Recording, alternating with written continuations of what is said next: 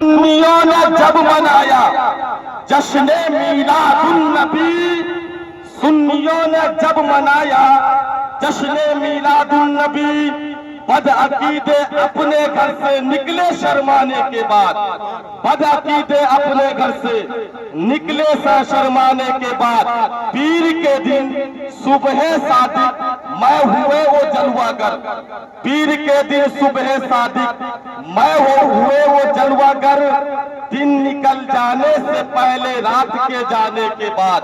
حضرات گرامی، اللہ کا احسان ہے کہ ہمیں دولت ایمان سے نوازا، اور احسان بالا احسان یہ ہے کہ 12 ربیع النور کو آمنہ کی آنگن میں مصطفیٰ اللہ کا نور جلوہ گر ہوا، اور ہمیں مصطفیٰ کا دامن ملا پیارے۔ اب سنتے چلیے، جیسے ہی 12 ربیع النور کا چاند نظر آتا ہے تو کچھ لوگوں کے پیٹ میں درد شروع، ادری منہ پر آ جاتی ہے، کلیجہ نکل جاتا ہے۔ وہ کہتے ہیں کہ جشن عید میلاد النبی مناتے ہو، جھنڈے لگاتے ہو اور حضور کے نام پر گلیاں سجاتے ہو، کیا یہ سب صحابہ نے کیا؟ کیا ابو بکر صدیق نے کیا؟ کیا عثمان غنی نے کیا؟ کیا مولا علی نے کیا؟ جب اس طرح کے اعتراضات ہوتے ہیں تو الحمدللہ ان سارے اعتراضات کے جوابات اگر کوئی دیتا ہے تو وہ سنی عالم دیتا ہے۔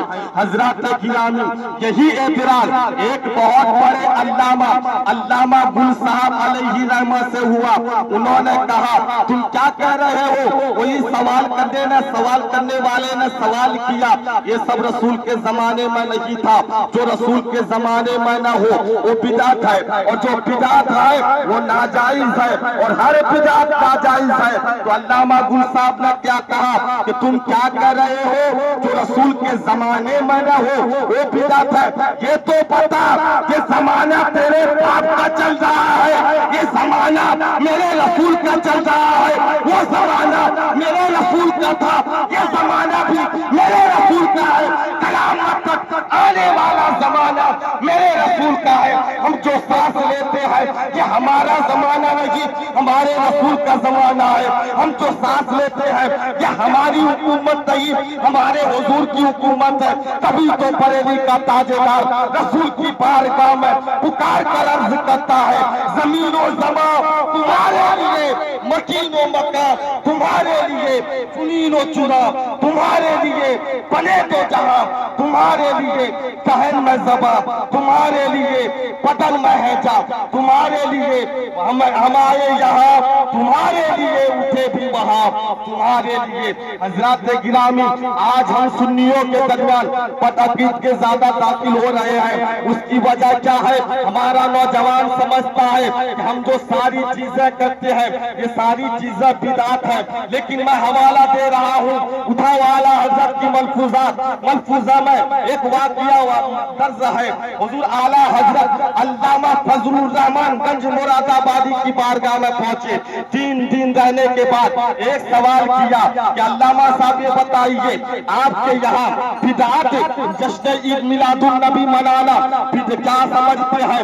علامہ فضل الرحمان نے کہا احمد رضا آپ کے در سے ولایت بڑھتی ہے، آپ کے در سے علم کا خزانہ بڑھتا ہے، آپ کا جواب پہلے بعد میں میرا جواب۔ اعلیٰ حضرت نے کہا ہم سمجھتے ہیں مستحب کام ہے، ہم سمجھتے ہیں کار خیر ہے، ہم سمجھتے ہیں ثواب کا کام ہے۔ علامہ فضل الرحمان گنج مراد آبادی نے کہا وہ احمد رضا جشن عید میلاد النبی صرف مستحب نہیں ہے، صحابہ کی سنت ہے پیارے۔ آؤ علامہ سے سوال کیا اعلیٰ حضرت نے، حضور صحابہ کی سنت کیسے؟ علامہ فضل الرحمان نے کہا آپ محفل میلاد مناتے ہو تو احمد رضا کیا کرتے ہو؟ اعلیٰ حضرت نے کہا ہم محفل میلاد مناتے ہیں، ہم یہی کہتے ہیں آمنہ کا لال آ گیا، آخری نبی آ گیا، شمس الضحیٰ آ گیا، اب کافر بن کے مت رہو، مصطفیٰ کے دامن سے جڑ جاؤ۔ اور اس کے بعد اعلیٰ حضرت سے کہتے ہیں اس کے بعد کیا کرتے ہو؟ اعلیٰ حضرت نے کہا ہم شیرینی تقسیم کرتے ہیں، ہم تبرک تقسیم کرتے ہیں۔ علامہ فضل الرحمان کنز مراد آبادی نے کہا وہاں صحابہ بھی یہی کرتے تھے۔ اعلیٰ حضرت سے علامہ فضل الرحمان گنج مراد آبادی کہتے ہیں جب کفار کے یہاں صحابہ کرام جاتے تھے تو پہلے بتاتے تھے حضور آ گئے ہیں، آخری نبی آ گیا ہے، اب کلمہ پڑھ کر مسلمان ہو جاؤ، کافر بن کے مت رہو۔ صحابہ سے کہتے تھے جو مانتا تھا داخل اسلام ہو جاتا تھا، جو نہیں مانتا تھا اس سے جنگ ہوتی تھی، جدال ہوتا تھا، لڑائی ہوتی تھی، اور لڑائی ہوتے ہوتے صحابہ کرام شہید ہو جاتے تھے۔ علامہ فضل الرحمان کہتے ہیں احمد رضا تم میلاد پاک میں حضور کی آمد کا ذکر کرتے ہو، پھر بعد میں تبرک تقسیم کرتے ہو، اور صحابہ بھی جب کفار کے یہاں جاتے تھے پہلے حضور کی آمد کا ذکر کرتے تھے اور شیرینی کے طور پر اپنے سر کو کٹاتے تھے۔ وما علینا الا البلاغ۔